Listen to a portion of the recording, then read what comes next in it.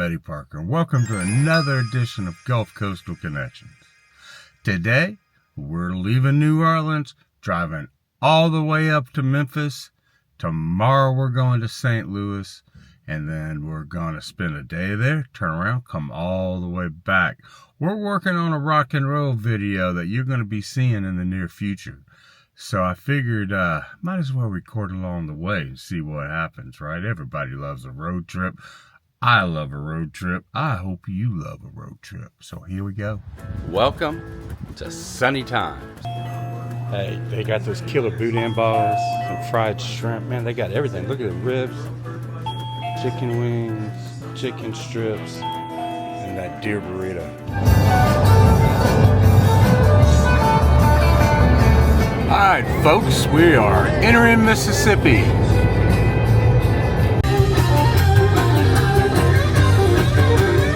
We're at the Lynyrd Skynyrd crash site. We're just north of the Mississippi-Louisiana border. Going to a very, very sacred spot in the rock and roll history. So I think the actual spot is down that road somewhere. But it's real remote, it's hard to get there, and it's private property. So they built a memorial right up here. I was a huge fan. Now, I was, 11 years old when this happened? So they were big, right? And they were getting bigger. These are the Gaines. Steve Earl Gaine, he obviously is the guitar player. His sister, Cassie, who got Steve in the band, actually. Ronnie Van Sant, who is the lead singer. He's the guy who wrote Sweet Home Alabama. Singing songs about the Southland. I'm a Alabama once again, and I think it's the same. All I saw was treetops. The flight was doomed, but that autumn day had otherwise been beautiful, with the late afternoon light slowly fading into the dusk in the sky from which the plane fell. I saw, not the original band, but I saw him with Ronnie Van Sant's brother, Johnny Van Sant. So I saw him in 1987 for the reunion tour, the first one. Mm-hmm. And your uncle Jimmy and your aunt Laura, huge fan, the Reunited band, you know. And they followed them. There's Ronnie Van Sant. They followed them for years. They go on like Lynyrd Skynyrd cruises, you know. And it's like... here's the passenger list.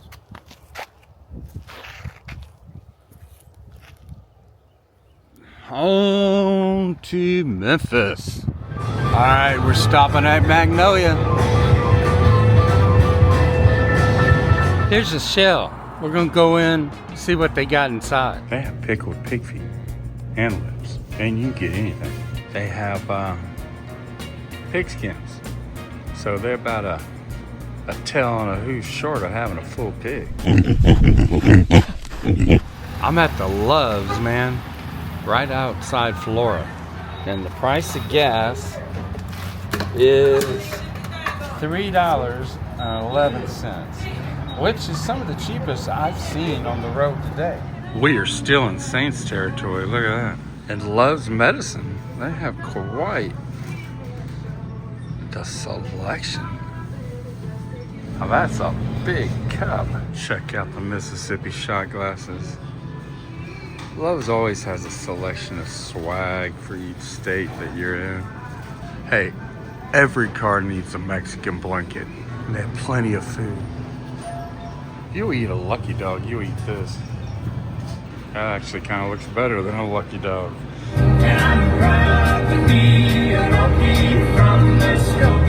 Alright, we're about 2 hours out from Memphis, 133 miles at a rest area. We are right here again.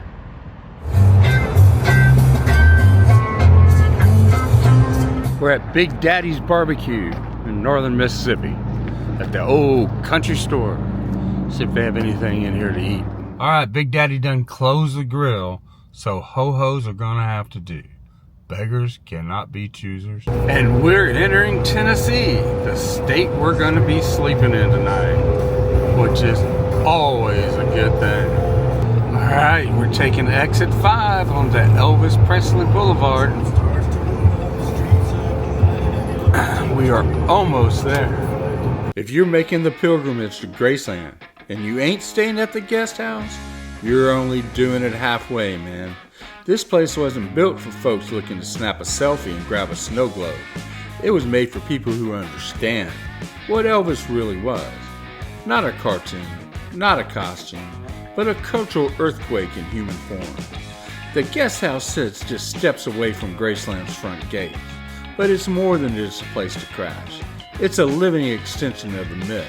Opened in 2016, the whole thing was designed with Priscilla's input to make sure it didn't turn into an Elvis-themed Chuck E. Cheese. Instead, it feels like the kind of place the king himself might have holed up. Private, stylish, and just a little bit dangerous. There are over 450 rooms, but they don't all feel the same. The standard rooms are clean, sharp, and comfortable. Rich wood, deep blues, and design details that tip the hat to the man without turning the room into a museum. When it comes to food, the guest house does not mess around. Delta's Kitchen serves southern food that's unapologetic. Deviled eggs to start off the meal, fried chicken that'll bite you back, and bread pudding so good it could end a family feud. It ain't cutesy, it's classy, and the food here is legitimate. Over at EP's Bar and Grill, the vibe shifts into low gear. It's a dark, moody bar with enough edge to feel like somebody might have recorded a rockabilly B-side in the corner booth. It's where you go to knock back a bourbon neat and imagine the sound of a Cadillac engine growling in the parking lot. Out by the pool, you got a space that leans more toward Palm Springs than Party Hotel. Sleek, well kept, just removed enough from the chaos to let you breathe. And if you're needing to get around, the shuttle service runs you straight to Graceland, Elvis Presley's Memphis Museum Complex, or even the airport. No hassle. You'll also find a gift shop, but not the hokey kind. It's curated, tasteful, the kind of place you buy a souvenir that actually makes it home instead of sitting in the floorboard of your car.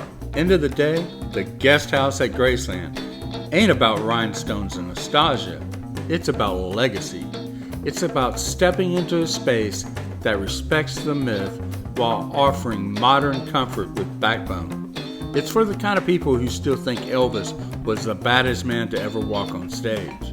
And if you're one of them, this is your headquarters during your visit to Memphis. Guess where I'm at? That's right, Graceland. Let's go in. Yeah, there's Elvis. Yeah, or painting Elvis. Yeah, painting of Elvis. Welcome to Graceland. So, we were just here to shoot that couple seconds of film, but I'm not going to be this close and not look for vinyl. So let's go into some of these gift shops and look around. Welcome to my world, the Elvis Presley gift shop experience. So here's Elvis. He would have been 90 this year. Can you believe that? 90. Oh yeah, that's some cool stuff. Yeah, that's just pretty cool. I gotta get it. Yeah, if you want to get it. Alright, I don't see the vinyl, but they do have this. So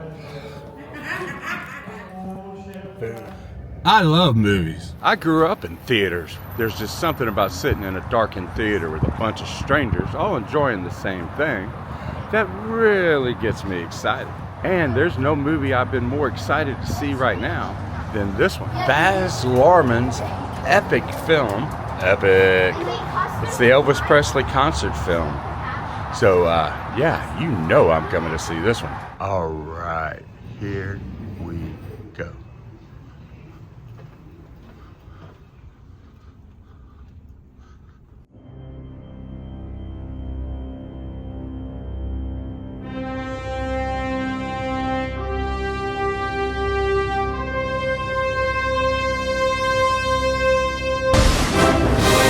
Epic was everything I wanted it to be. Definitely a good movie.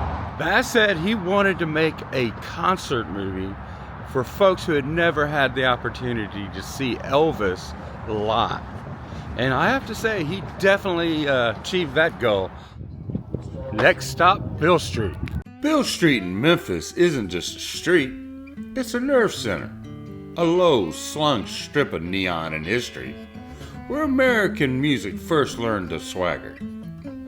Back in the early 20th century, this was ground zero for black musicians migrating up from the Mississippi Delta, carrying battered guitars and stories that didn't need polishing. On Beale, those raw country blues collided with city life, amps humming, horns cutting through the night, and something electric took hold. The music got louder, sharper, and a whole lot harder to ignore. She said, come on in now, matter you know my husband just not left. My husband just not left. At the heart of it stood W.C. Handy, the sharp-dressed band leader who didn't invent the blues as much as recognized its power and put it on paper. He took what was floating through the streets and gave it structure, turning a regional sound into America's first truly modern music.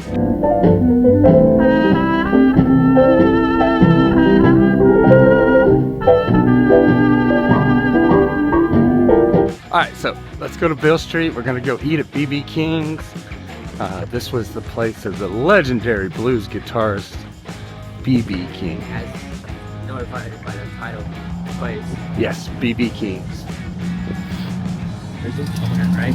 He was, he's passed. He owns it, right? He did own it. Absolutely did own it. In his lifetime, he owned it. I've been here a couple of times. Who it all about? Ribs and catfish, right? Because you can't do better than that, right? So here we go. B.B. King's guitar was named Lucille. We got the Elvis table. Over here, Roy Orbison, and of course, the great B.B. King. Alright, let's check out the interior of the second floor of B.B. King's in Memphis. You see the stage, they're getting ready to go. And there is the entrance. So as you see, this is a very, very nice place. It's probably rocking on Friday and Saturday nights, don't you think? That's a full rack. Ladies and gentlemen, please make some noise and welcome to the stage, the Beale Street Blues Quartet.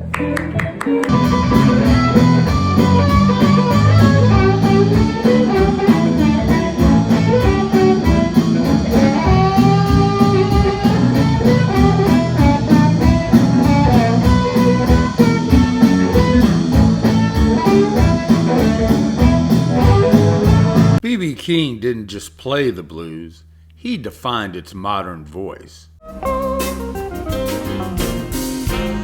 King bridged the juke joint And the global stage. influencing generations of musicians, including three of my favorite, Eric Clapton, Had a good job and I got well paid. U2, I did what I did before love came to town. and of course, Texas's own Stevie Ray Vaughan.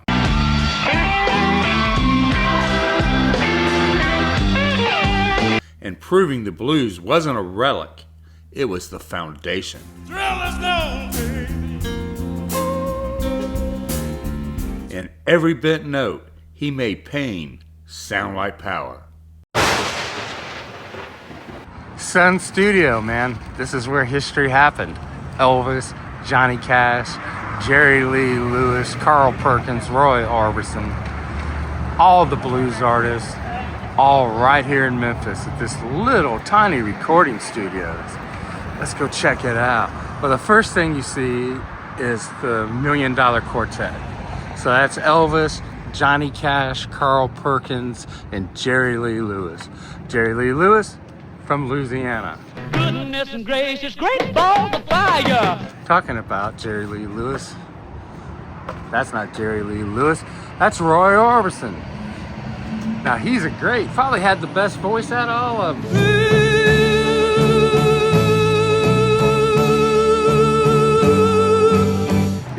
more than Elvis. And Elvis had a great voice. Now there's Mr. Presley himself.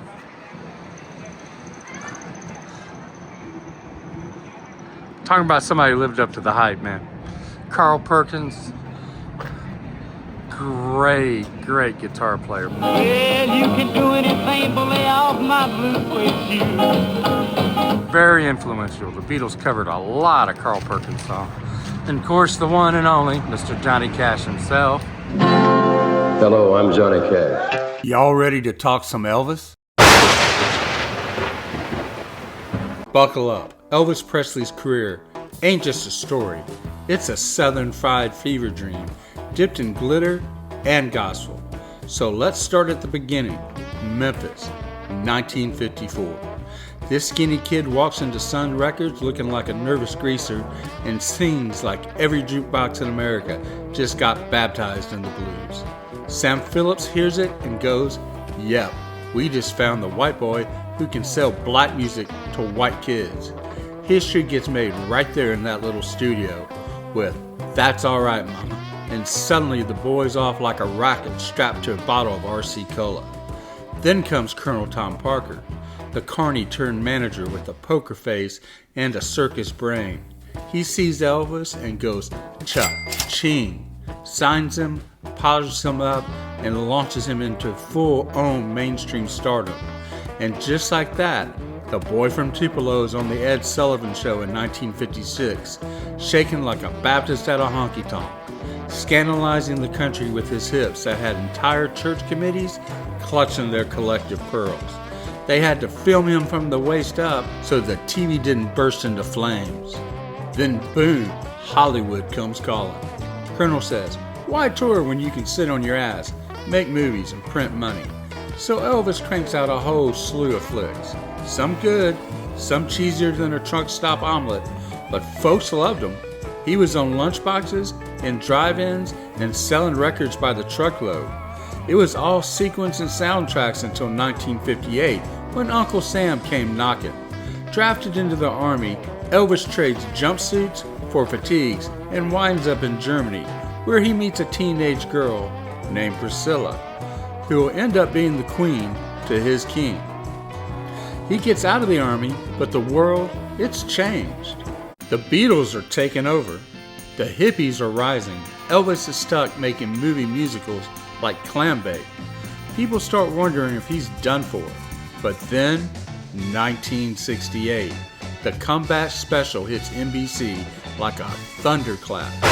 Dressed in black leather, sitting in a circle with his band, he looks mean, lean, and back from the dead. Folks, they lose their mind. Elvis is cool again. Then it's on to Vegas, where he reinvents himself once again, with big horns, high collars, and enough sparkle to blind a man. He sells out show after show, making Sin City his kingdom and basically inventing the whole concept of the Vegas residency. And then there's the Aloha from Hawaii special in 1973, broadcast live via satellite to 1 billion people, making him the first global rock and roll transmission. The man was basically internet famous before the internet even existed. Then, in 1977, he's gone, just like that, dead at 42, and the world has never quite recovered. But here's the thing, Elvis didn't just have a career, he rewrote the rules. He was the first real superstar, a poor kid from Tupelo who became the most famous human being on earth. From Sun Records to Graceland, Ed Sullivan to Vegas, black leather to white jumpsuits. He just didn't walk through history, he made it. This is the record shop. Look at that. Oh man, did I ever find the vinyl, right?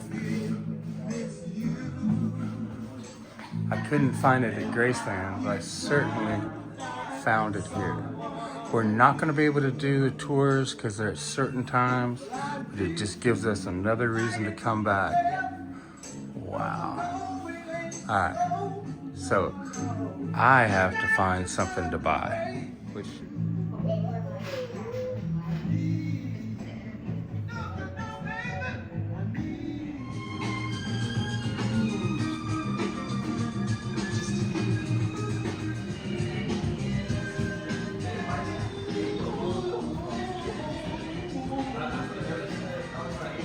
So the tours start at 10:30, run on the half hour all the way up to 4:30. Guided tours.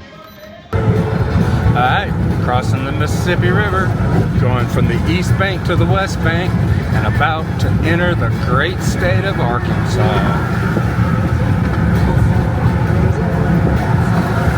We're at a pilot in West Memphis, Arkansas, and we are paying $3.29 per gallon. We're making a quick pit stop in Blytheville, Arkansas at a Love's. So if you didn't realize that it's cold still in the upper south, you can always pick up a sweater at the Love's here. They also got t-shirts. Arkansas magnets.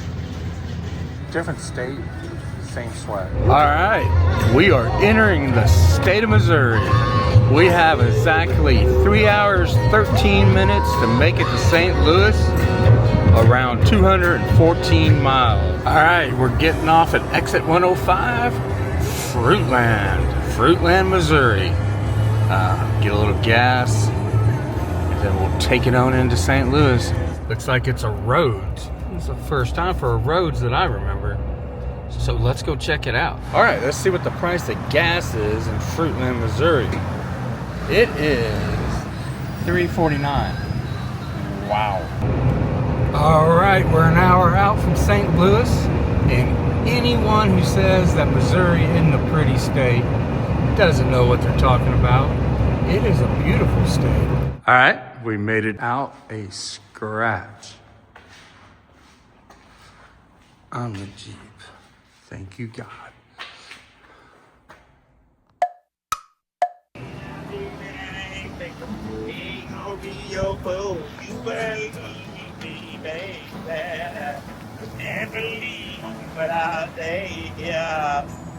And in St. Louis, it's all about Chuck Berry.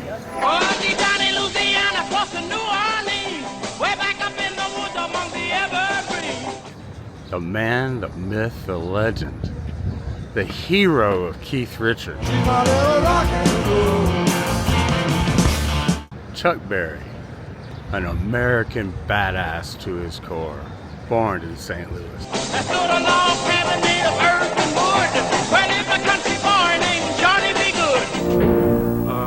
Found my thrill on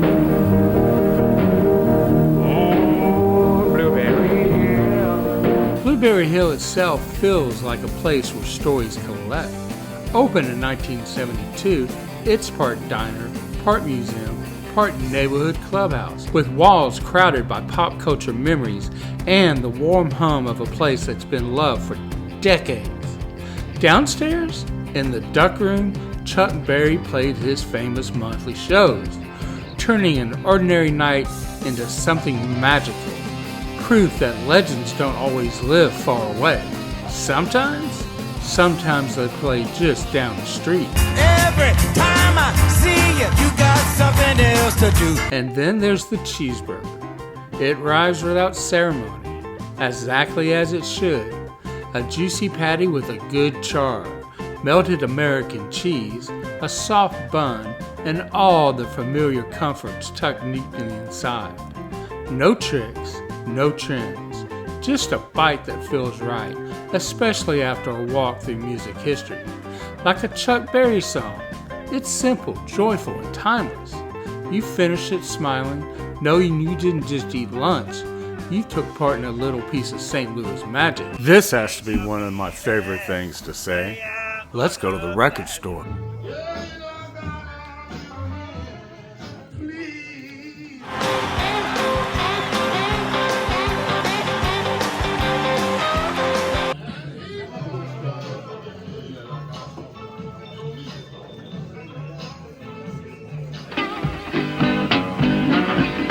You know I grabbed up my suitcase days. Duck out.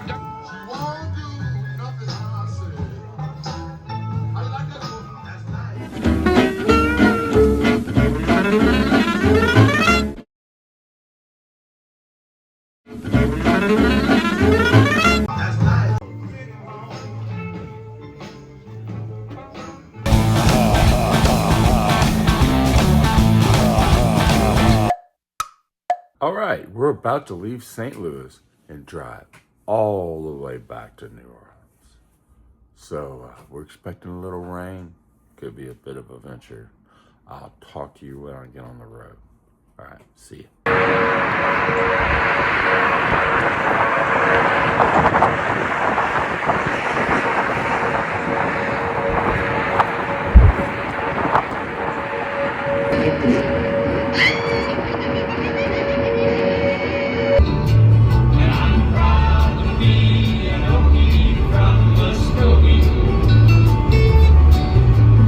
I'm at a Phillips 66 just south of St. Louis, Missouri, and the cost of regular, and it is $3.39 a gallon, just an hour south of St. Louis. Now, I judge a state by the quality of its rest areas.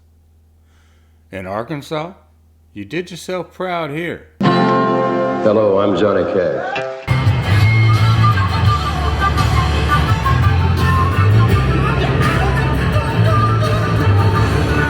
$3.29 in northern Mississippi.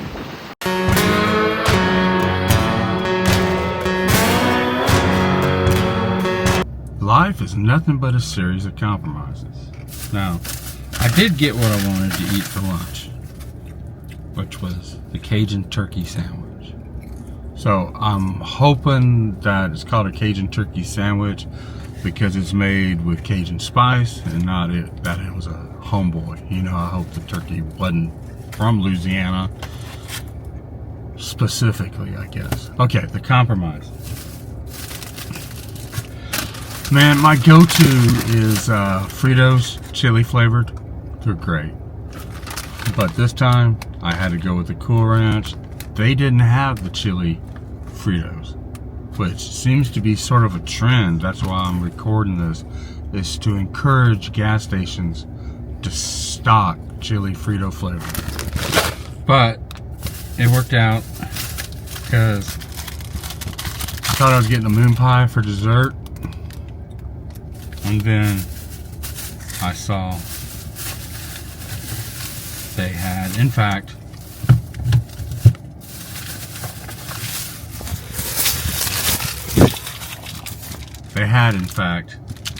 Butterfingers. And you know, I'm always going to go with a Butterfinger.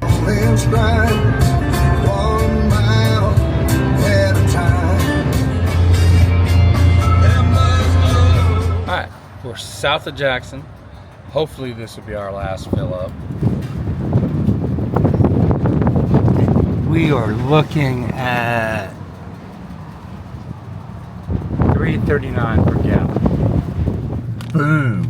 Chili Fritos, man. We are 72 miles from the Mississippi-Louisiana border and 126 from being home and under 2 hours of driving time. So we're making it.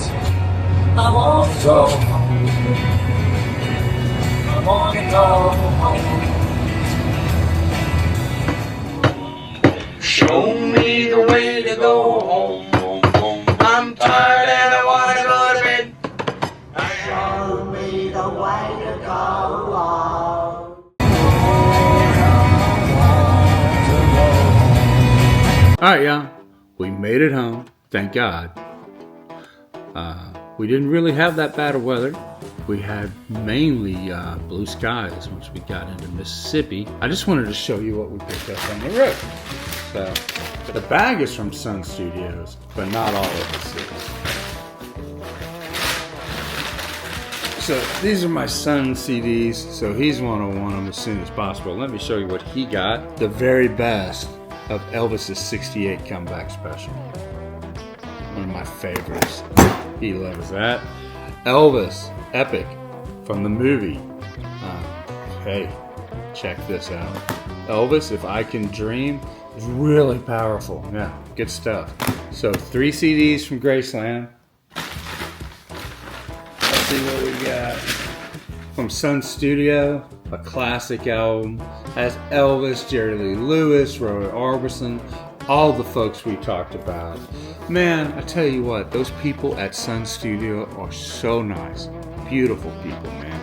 It is really a pleasure just to stop by there, just to talk to the employees, man. That's how really nice they are. All right, one more from St. Louis, the Vinyl Vault. This is a Chuck Berry album I didn't have. But when you're in St. Louis, I guess the only thing you can get is Chuck Berry. It was a teenage wedding and the old folks wished him well. Before, after. Thank you, Mason at the Parker. Always does a great job. If you've been enjoying this video and want to help us keep exploring the Gulf Coast, consider joining Gulf Coastal Connections as a channel member.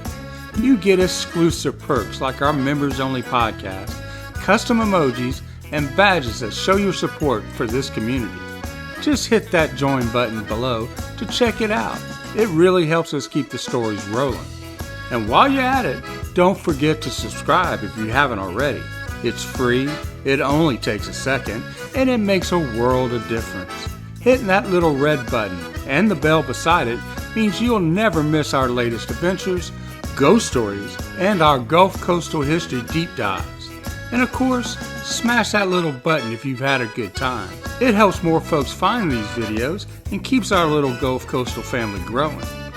Most of all, drop a comment and join the conversation. I always meant this to be a two-way street, because if it's just me talking, well, that's not a conversation, that's a monologue.